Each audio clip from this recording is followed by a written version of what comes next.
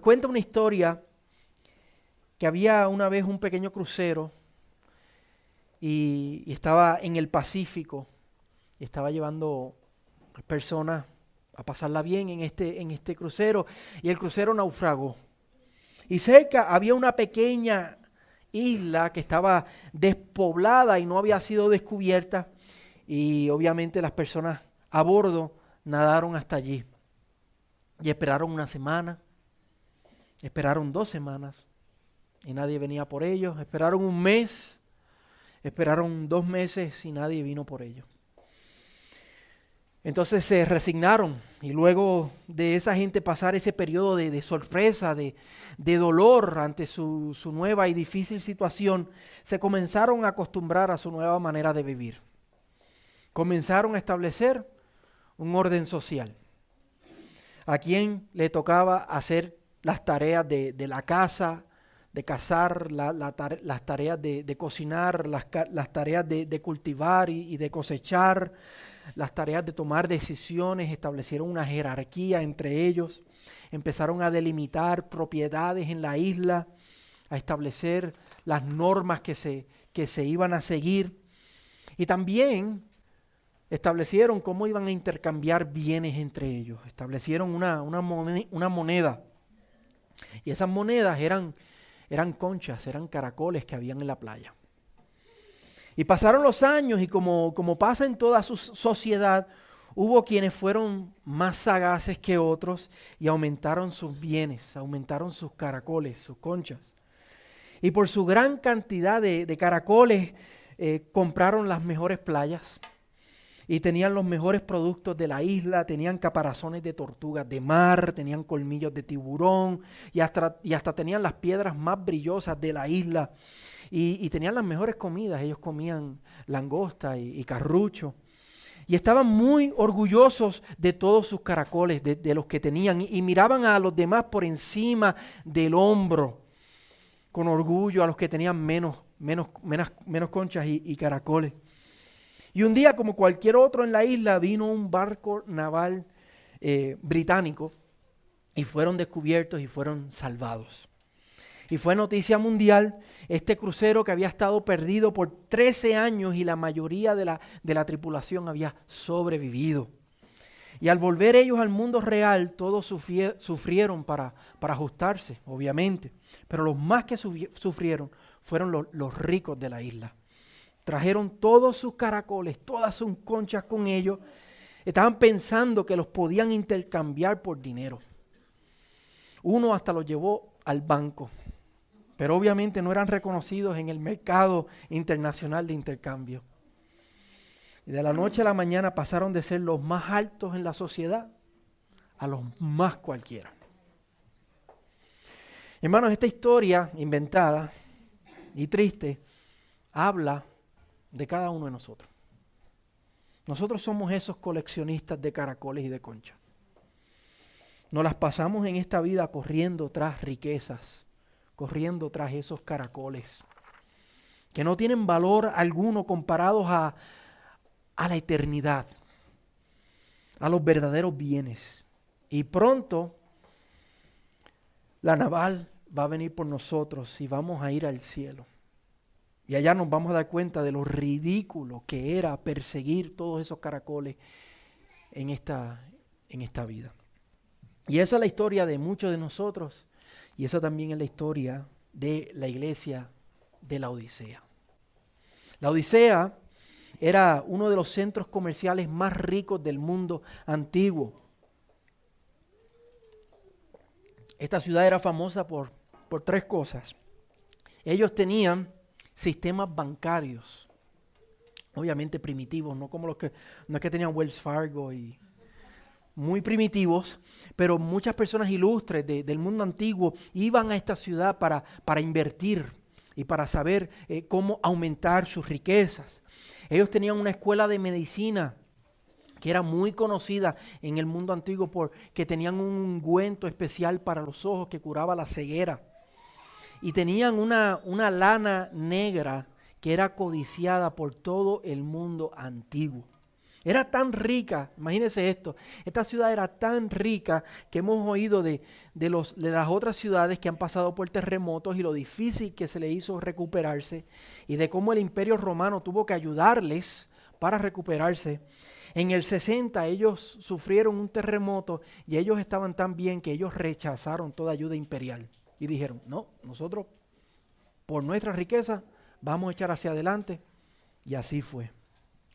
Pero a pesar de toda esta riqueza, ellos tenían una deficiencia, y era que no tenían una fuente natural de agua. Ellos contaban con aguas termales que venían de Hierápolis, una ciudad que estaba 6 millas al norte, y tenían unas aguas termales allí que se llaman las travertinas de Hierápolis. Esta es la foto que tenemos aquí para que la puedan ver. Esas son las travertinas de Hierápolis, y ellos se abastecían y se surtían de estas aguas termales, y también con aguas frescas de manantial que venían de Colosa, que estaba a unas 10 millas al este.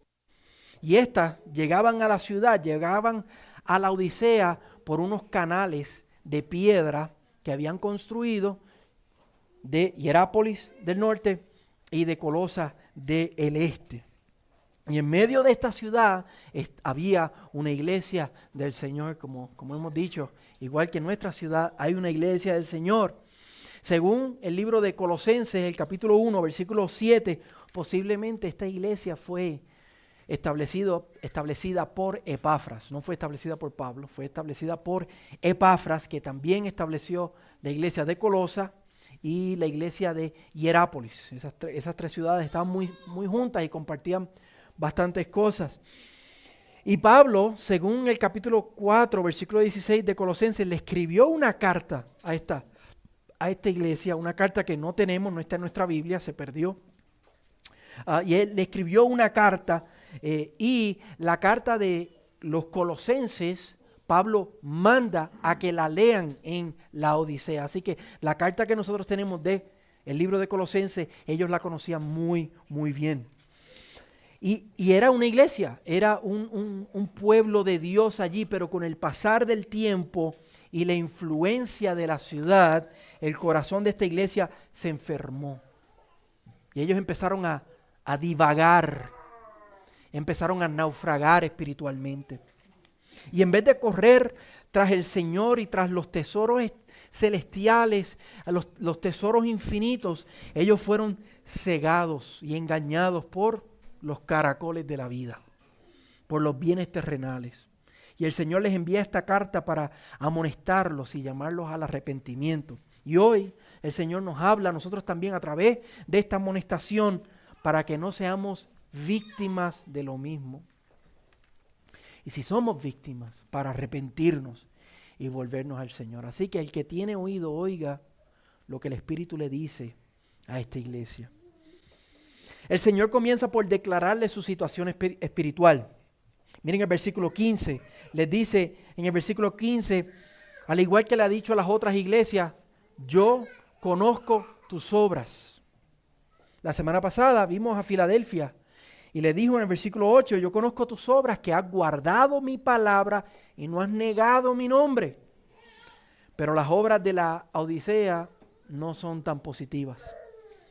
El versículo 15 y el versículo 16 dice, yo conozco tus obras, que ni eres frío ni caliente, ojalá fueras frío o caliente.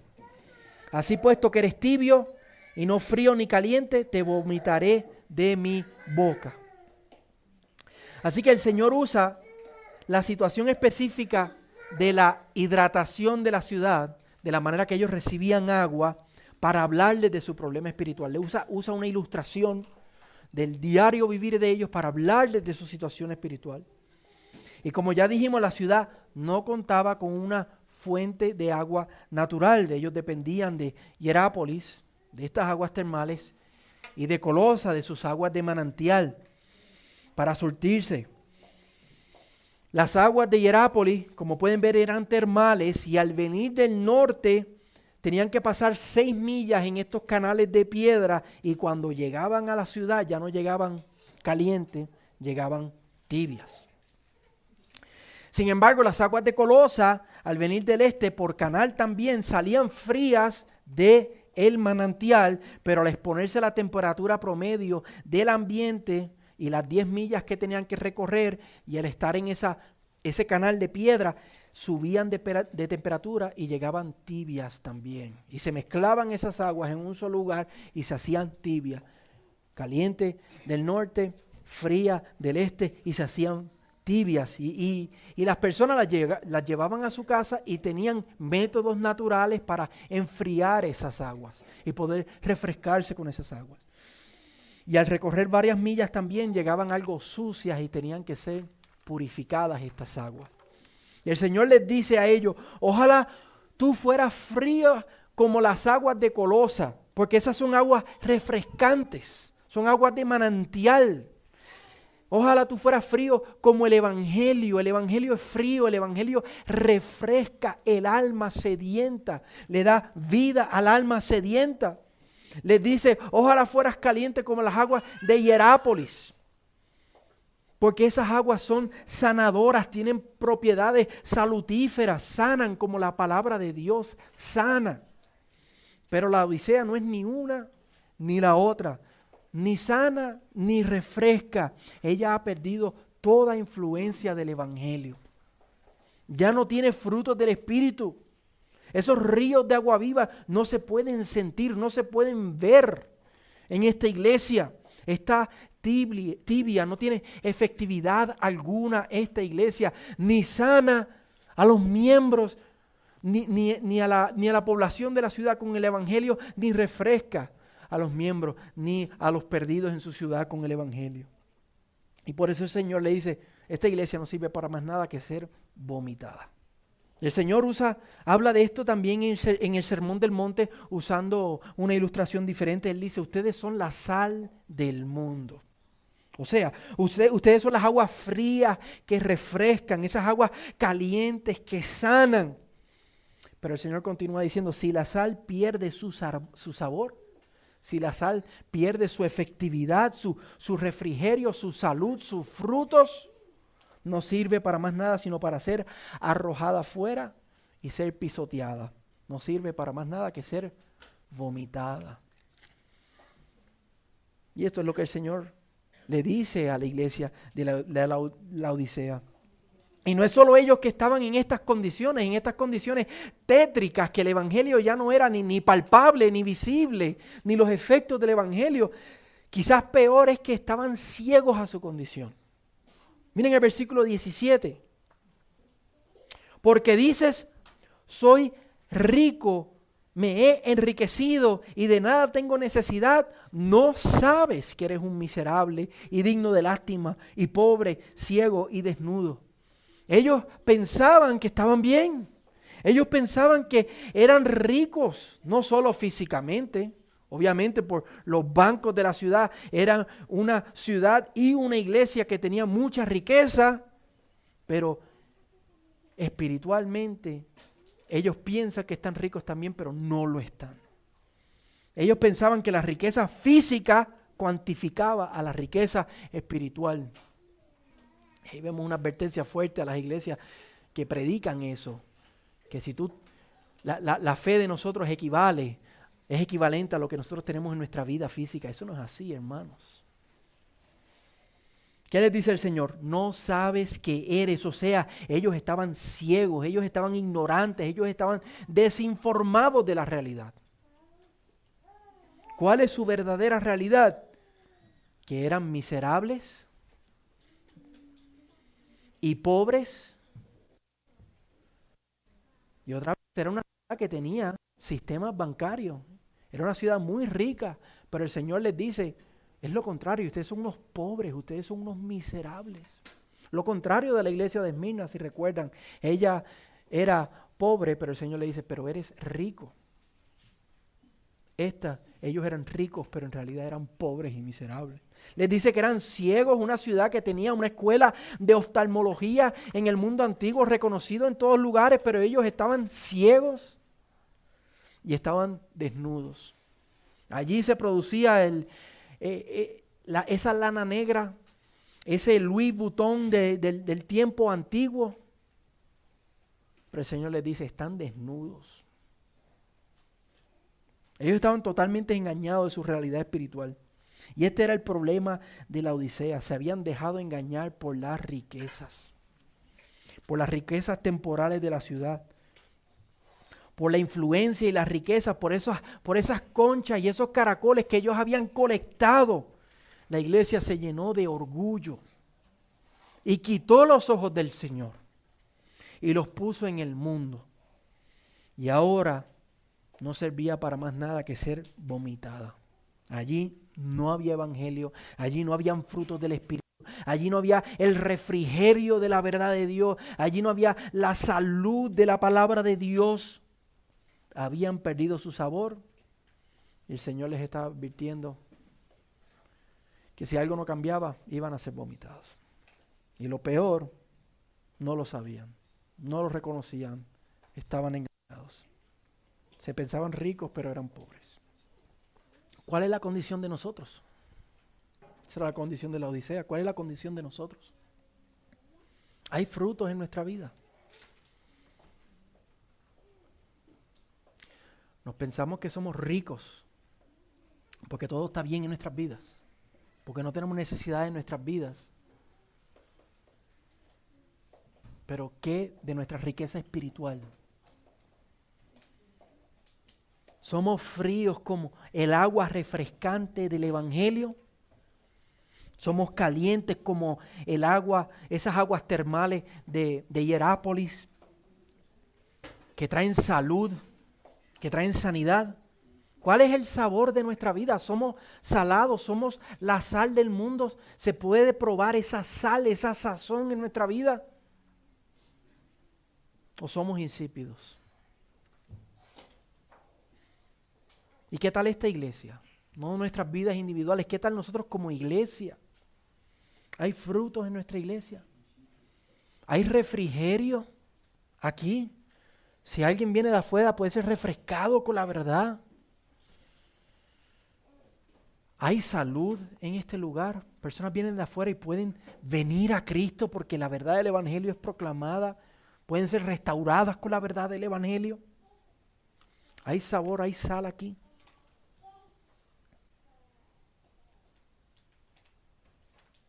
Ahora, ¿qué les aconseja el Señor a ellos? ¿Qué les aconseja el Señor a ellos? ¿Cómo ellos pueden salir de esta terrible y esta lamentable situación? Vamos a ver el verso 18.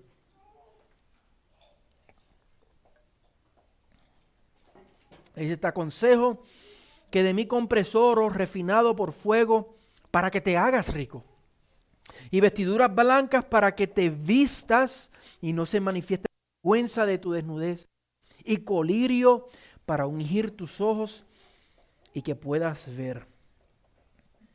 Primero que nada, hermanos, notemos la misericordia del Señor.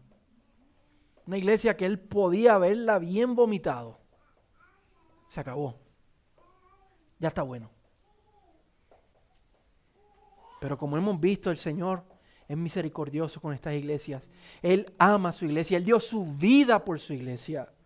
Es su esposa. Y Él va a hacer lo que sea por amarla, por restaurarla, por traerla de vuelta a Él. Y Él les dice que ellos compren oro refinado por fuego para que se hagan ricos. Porque son pobres, se creen ricos, pero no lo son. Que compren oro refinado para que se hagan ricos. Ellos tienen mucha riqueza en esos bancos. Con esos sistemas bancarios que ellos tienen en esta ciudad de la Odisea, ellos tienen una gran colección de caracoles y de conchas. Pero eso no vale nada. Tienen que comprar oro verdadero, riqueza verdadera. Tienen que comprar oro del Señor. O sea, tienen que comprar esos tesoros celestiales de los cuales el Señor nos habla en Mateo 6, versículo 19 al 21. No nos hagamos tesoros en esta tierra donde el orín y la polilla corrompen, sino hagámonos tesoros celestiales que son eternos. Isaías 55, versículo 1 y 2, mira lo que dice: ¿por qué gastan dinero en lo que no es pan? Y su salario en lo que no sacia. Escúchenme atentamente y coman lo que es bueno, y se deleitará su alma en abundancia. Todos los sedientos vengan a las aguas, y los que no tengan dinero vengan, compren y coman. Vengan, compren vino y leche sin dinero y sin costo alguno. ¿Y cómo es que nosotros podemos comprar algo si no tenemos dinero? Porque Cristo lo compró con su sangre, mis hermanos. Él nos ha dado salvación, Él nos ha dado santificación, Él nos ha dado glorificación, Él nos ha dado la vida eterna. Pablo le dice a los corintios: ¿por qué se pelean entre ustedes si el mundo es vuestro? Somos coherederos con Cristo, mis hermanos. Tenemos que comprar ese oro por medio de la fe, por medio del arrepentimiento. Dejémonos de estar comprando caracoles y conchas que no valen nada. Queremos ser deleitados en nuestra alma con abundancia. Nada en este mundo nos va a saciar. El oro del Señor nos va a saciar verdaderamente. Mateo 13, 44 al 46 dice: el reino de los cielos es semejante a un tesoro escondido en el campo, que al encontrarlo un hombre lo vuelve a esconder y con alegría vende todo lo que tiene y viene y compra aquel campo. El reino de los cielos también es semejante a un mercader que busca perlas finas, y al encontrar una perla de gran precio, vende todo lo que tiene y lo compra. ¿Cómo nosotros necesitamos de este oro verdadero, hermanos? Y dejar de estar valorando los caracoles y las conchas de este mundo. Y estar corriendo detrás de ellos, gastando en lo que nos sacia. Tenemos que decir como Pablo en Filipenses capítulo 3: todo lo que para mí era ganancia, lo he estimado como pérdida por amor a Cristo. Y aún más yo estimo como pérdida todas las cosas en vista del incomparable valor de conocer a Cristo. Eso es oro verdadero, hermano. Conocer a Cristo. Cristo, mi Señor, por el cual lo he perdido todo y lo considero como basura. Vendió todo lo que tenía a fin de ganar a Cristo, para ganar la perla de gran precio. Vendió todos sus caracoles, todas sus conchas, para tener oro verdadero. Lo segundo que les aconseja es que compren vestiduras blancas, para que se vistan y no se manifieste la vergüenza de su desnudez. Ellos piensan que por esa lana negra de la cual son famosas, ese Louis Vuitton que ellos tienen allí, que ellos tienen la mejor ropa del mundo, la ropa más lujosa del mundo, pero en realidad ellos están desnudos espiritualmente. Y eso equivale a vergüenza. ¿Cómo usted se sentiría si usted saldría a la calle a caminar sin ropa? Imagínese ahora mismo aquí. Imagínese usted sin ropa ahora mismo. ¿Cómo está?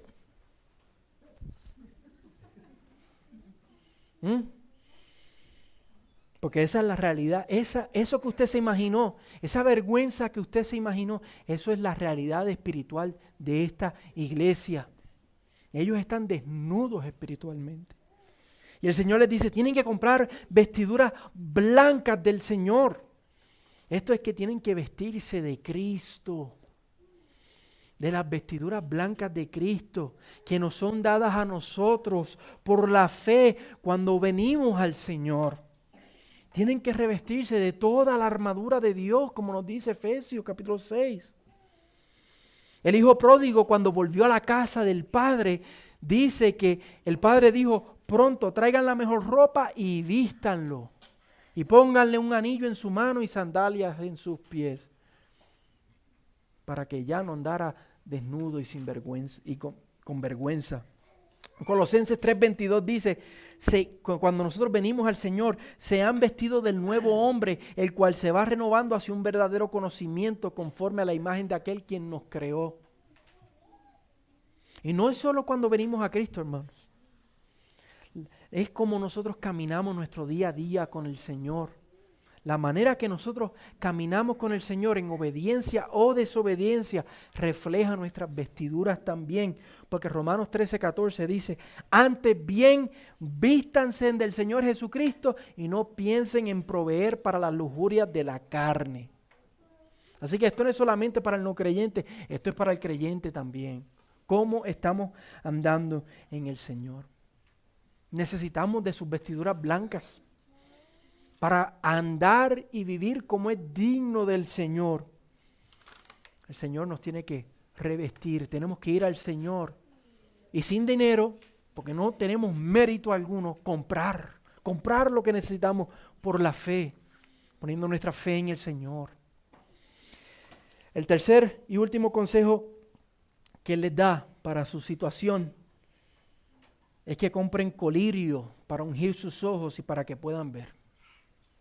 Y otra vez ellos cuentan con esta escuela de medicina famosa por un ungüento para los ojos que tenía propiedades curativas. Ellos creen que ellos ven mejor que nadie, que los ojos de la gente de la Odisea son los mejores ojos del mundo antiguo, tienen el 20/20. Pero ellos están ciegos espiritualmente porque no pueden ver la realidad de su situación espiritual. Y porque no pueden ver lo que verdaderamente tienen valor. Ellos creen que lo que tiene valor son las riquezas de este mundo, las conchas y los caracoles, y no tienen ojos para ver lo verdadero, lo eternamente valioso. Ellos necesitan un milagro de sanidad. Ellos están ciegos y necesitan que el Señor sane su ceguera. Y el Señor tiene un ungüento que les puede abrir sus ojos.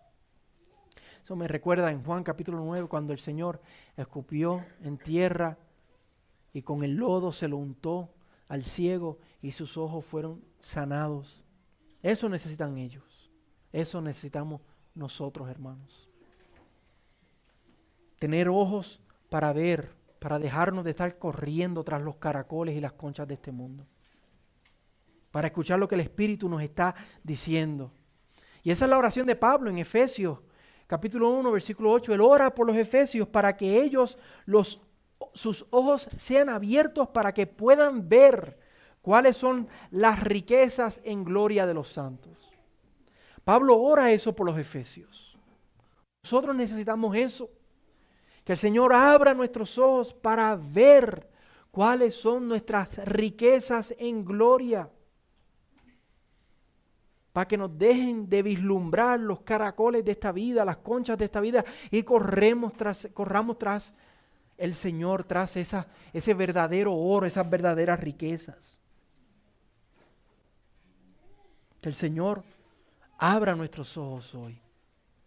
Que el Señor nos vista hoy, que el Señor nos dé de ese oro verdadero.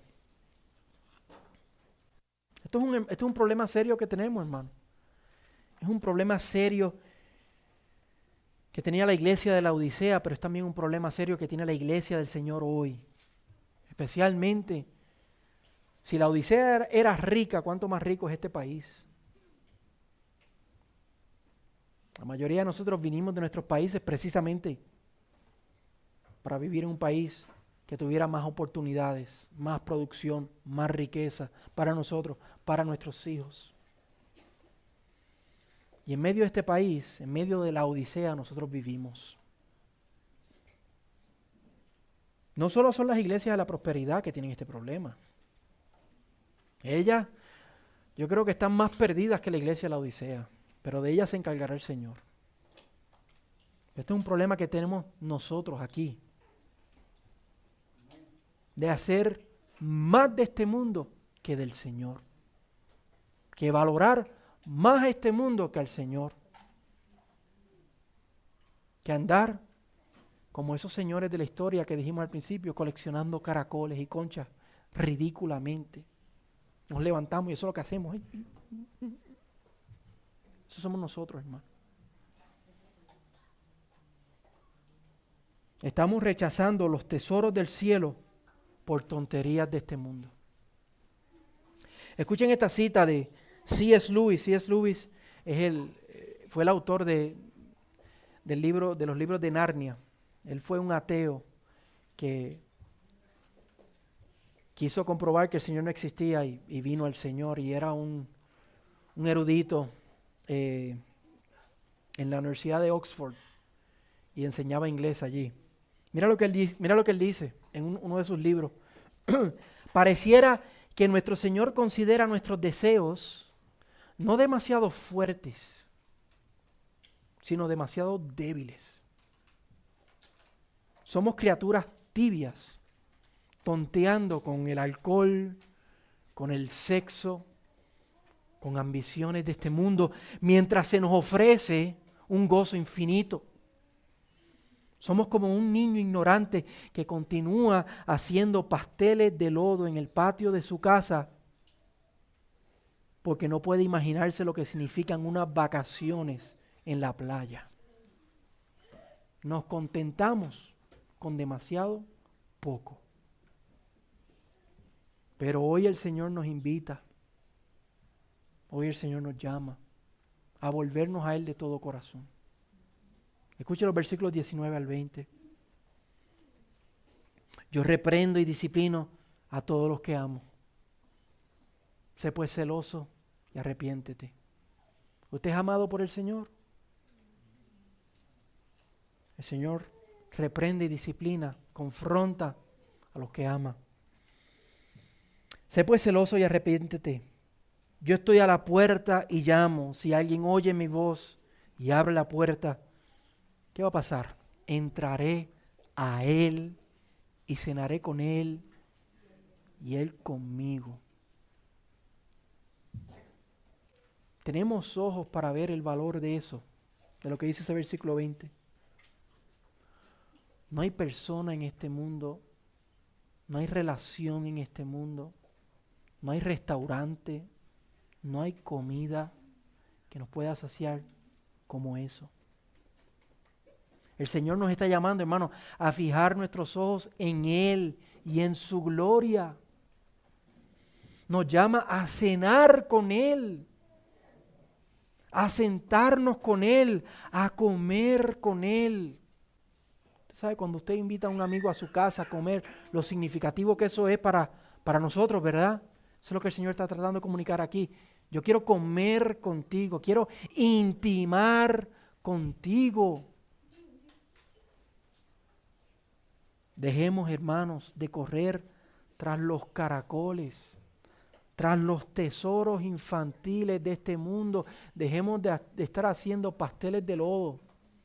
Vayamos a la playa. Comamos lo que es verdadero pan. Vivamos lo que es verdadera vida, vida en abundancia. Declaremos que todo es basura por ganar a Cristo. Porque si hacemos eso aquí y ahora, mientras estamos náufragos en esta isla por estos añitos, cuando seamos rescatados, mira lo que nos espera. Versículo 21. Al vencedor, al que me valore a mí por encima de los caracoles de esta vida, al vencedor le concederé sentarse conmigo en mi trono, como yo también vencí y me senté con mi Padre en su trono. ¿Necesita explicación eso?